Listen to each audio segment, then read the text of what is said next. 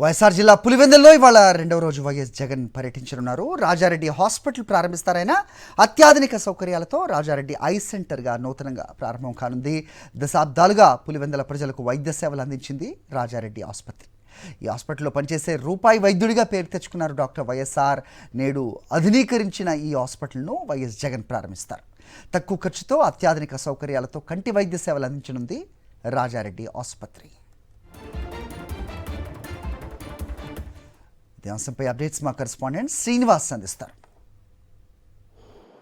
పులివెందులలో సుదీర్ఘంగా ఏదైతే చాలా కాలం పాటు దశాబ్దాలుగా వైద్య సేవలు అందిస్తున్నటువంటి రాజారెడ్డి ఆసుపత్రిని పేరెన్నికగన్నటువంటి అత్యాధునిక కంటి వైద్యం అందించేటటువంటి ఎల్వి ప్రసాద్ ఐ ఇన్స్టిట్యూట్స్ సంబంధించినటువంటి వారు తీసుకొని పూర్తి స్థాయిలో దీన్ని అభివృద్ధి చేశారు. పేదలకి ఉచితంగా, అదేవిధంగా అఫోర్డబుల్ ఏదైతే అనుకూలమైనటువంటి ప్రైస్లో కంటి వైద్య సేవలు అందించేందుకు పులివెందుల్లో ఈరోజు ఇది ఏర్పాటు చేసినటువంటి పరిస్థితుంది. మన దగ్గర LV Prasad eye institute chairman గారు ఉన్నారు, ఆయనతో మాట్లాడదాము. చెప్పండి సార్, ఈ ఆసుపత్రి మీరు ఏ విధంగా డెవలప్ చేసి ఎటువంటి సర్వీసెస్ ఇవ్వబోతున్నారు?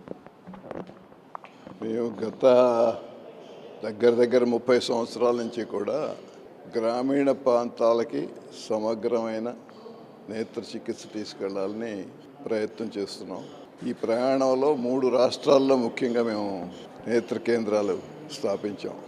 నేత్ర వైద్యం 2 దశలుగా ఇక్కడ మేము నిర్వర్తిస్తుంటాం గ్రామీణ ప్రాంతాల్లో. ఒకటేమో ప్రాథమిక నేత్ర వైద్యం, రెండోది ద్వితీయ శ్రేణి నేత్ర వైద్యం.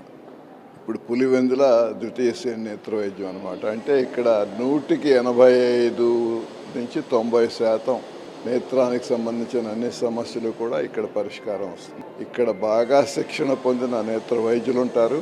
వారితో పాటు ఈ చుట్టుపక్కల గ్రామాల నుంచే తీసుకుని శిక్షణ ఇచ్చి ఇక్కడ పెట్టిన వాళ్ళు మిగిలిన స్టాఫ్ అంతా ఉంటారు, సిబ్బంది అంతా ఉంటారు. వారి ద్వారా సేవలు అందిస్తాం అన్నమాట. అంటే కొన్ని దశాబ్దాలుగా ఈ రాజారెడ్డి ఆసుపత్రి కూడా ఇక్కడ సేవలు అందిస్తుంది. వారి కుటుంబం మాతో అన్నారు, ఇది మేము మీకు ఇచ్చేస్తాం, మీరు దీన్ని మంచి ప్రమాణాలు ఉన్న నేత్ర వైద్యశాలగా మారిస్తే అన్నారు. మేము ఒప్పుకున్నాం.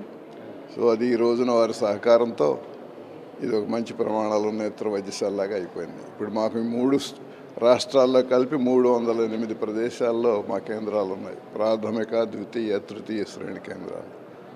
వాటిల్లో ఇది ఒక భాగంలాగా అయిపోతుంది.